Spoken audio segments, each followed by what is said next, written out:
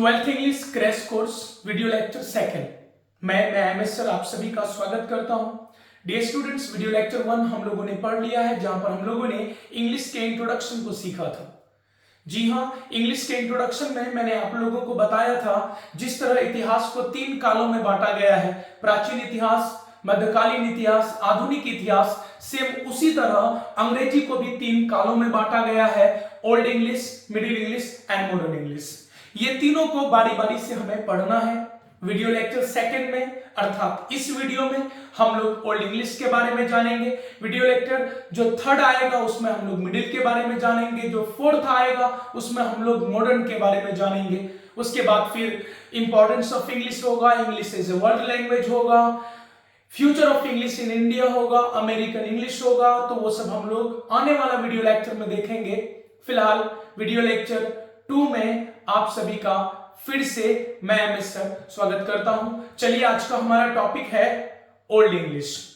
ये स्टूडेंट्स, ज्यादा हम लोग गपशप नहीं मारेंगे, हम लोगों को कोर्स पर फोकस करना। ये क्रैश कोर्स है, यहां पर कम समय में ज्यादा चीजों को सीखना है और उतना ही चीजों को सीखना है जितना कि आपको बोर्ड एग्जाम में जरूरत पड़ेगा।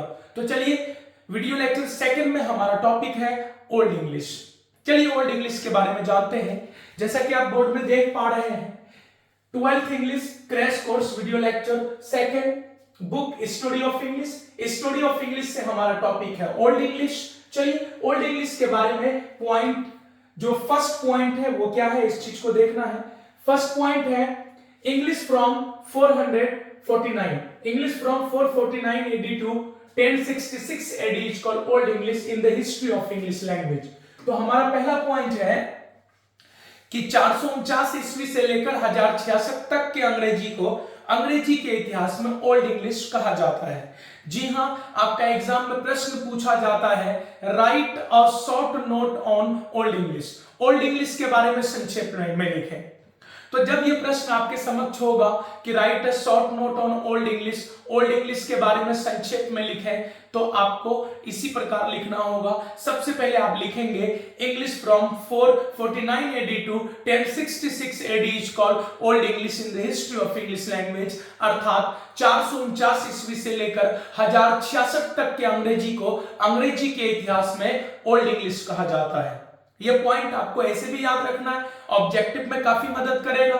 ऑब्जेक्टिव में पूछ लेगा कि ओल्ड इंग्लिश कब से कब तक है, तो 449 से 1066 तक। ओल्ड इंग्लिश शुरू कब हुआ, 449 ईस्वी में। ओल्ड इंग्लिश समाप्त कब हुआ, तो याद रखेंगे 1066 में। जी हां, ये पहला पॉइंट आप समझ गए होंगे। चलिए, हमारा दूसरा पॉइंट है, it is called Anglo Saxons और एंग्लो सेल्टिक पीरियड। जी हां, ओल्ड इंग्लिश को एंग्लो सैक्सन पीरियड या एंग्लो सेल्टिक पीरियड भी बोलते हैं। क्यों बोलते हैं, तो याद रहे 449 ईस्वी से लेकर 1066 तक इंग्लैंड में एंग्लो सैक्सन जाति का राज था। साथ ही साथ एंग्लो सैक्सन के साथ साथ सेल्टिक जाति का भी वहां पर राज था, वर्चस्व था। तो याद रखेंगे कि ओल्ड इंग्लिश को एंग्लो सैक्सन पीरियड और एंग्लो सेल्टिक पीरियड ये दोनों बोलते हैं। आपका एग्जाम में पूछ लेगा old English is also called, old English कहलाता है, क्या कहलाता है, तो ऑप्शन में हो सकता है एंग्लो सैक्सन पीरियड या होगा एंग्लो सेल्टिक पीरियड। मतलब अगर एग्जाम में ये प्रश्न पूछ लिया कि ओल्ड इंग्लिश के बारे में लिखना है, तो बड़ा ही आसानी से आप लिखेंगे English from 449 AD to 1066 AD is called old English in the history of English language. It is called Anglo Saxons और Anglo Celtic period. Any problem? चलिए, हमारा अगला पॉइंट है, it is also called childhood of English. जी हां, old English को childhood of English कहा जाता है, अंग्रेजी का बचपन। बिल्कुल, अभी अभी तो अंग्रेजी आया ही था। 449 means 5th century, 5th century में तो अंग्रेजी ओरिजिनेट हुआ था, आया ही था। तो याद रहे, ओल्ड इंग्लिश को इंग्लिश का बचपन कहा जाता है। Old English is called childhood of English. तो ओल्ड इंग्लिश को इंग्लिश का बचपन कहा जाता है। ये भी पॉइंट को याद रखेंगे, एग्जाम में पूछा जा सकता है ऑब्जेक्टिव के रूप में। हमारा अगला पॉइंट है, it failed to produce better literature so it is called dark age of English. जी हां, ओल्ड इंग्लिश को डार्क एज ऑफ इंग्लिश कहा जाता है, अंग्रेजी का अंधकार वाला काल। क्यों? क्योंकि ओल्ड इंग्लिश के समय में बेहतर साहित्य का निर्माण नहीं हुआ था। तो old English failed to produce better literature so it is called dark age of English. Old English बेहतर साहित्य का निर्माण नहीं कर पाया था, इसलिए ओल्ड इंग्लिश को डार्क एज ऑफ इंग्लिश भी बोलते हैं। ठीक है, हमारा अगला पॉइंट है the period of king Alfred is known as the golden period of old English. Old English, old English को डार्क एज ऑफ इंग्लिश कहा जाता है, बिल्कुल। बेहतर लिटरेचर का निर्माण नहीं हुआ, बिल्कुल, लेकिन ओल्ड इंग्लिश के समय में ही एक राजा थे किंग अल्फ्रेड, तो उन्होंने अंग्रेजी के दुनिया में, अंग्रेजी के क्षेत्र में क्रांति लाने का प्रयत्न किया था। बड़े बड़े विद्वान को एक तरह से दूर दूर से बुलाया, या फिर बड़े बड़े विद्वानों को अपने संपर्क में लाकर इंग्लिश लैंग्वेज को डेवलप कराने में उन्होंने एक कोशिश किया था, एक तरह से पहल किया था। तो याद रहे, ओल्ड इंग्लिश के समय में एक राजा आए किंग अल्फ्रेड, तो किंग अल्फ्रेड ने इंग्लिश के ऊपर काफी संघर्ष किया। तो किंग अल्फ्रेड का जो कार्यकाल था, जो 5, 10, 20 साल का हो, किंग अल्फ्रेड का जो कार्यकाल था, उस कार्यकाल को ओल्ड इंग्लिश का गोल्डन पीरियड कहा जाता है। ओल्ड इंग्लिश को गोल्डन पीरियड नहीं कहा जाता है। ओल्ड इंग्लिश के अंडर में, ओल्ड इंग्लिश के अंडर में एक राजा थे किंग अल्फ्रेड, उसके कार्यकाल को गोल्डन पीरियड कहा जाता है। तो लाइन है the period of king Alfred is known as golden period of old English. Okay, चलिए हमारा अगला पॉइंट है इट हैड नो ग्रामर। जी हाँ, ओल्ड इंग्लिश के समय में ग्रामर नहीं था।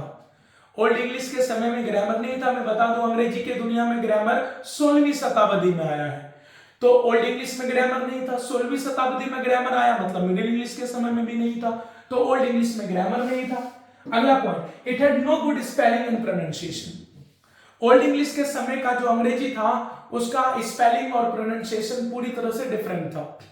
इवन अगर ओल्ड इंग्लिश आपके समक्ष रख दी जाए और आपको कहा जाए कि पढ़ो इसे, तो काफी ऐसे स्टूडेंट होंगे जो इसको रीड नहीं कर पाएंगे। तो ओल्ड इंग्लिश डिफरेंट था, स्पेलिंग अच्छा नहीं था, प्रोनाउंसिएशन अच्छा नहीं था, नहीं, क्योंकि उसमें ग्रामर नहीं था।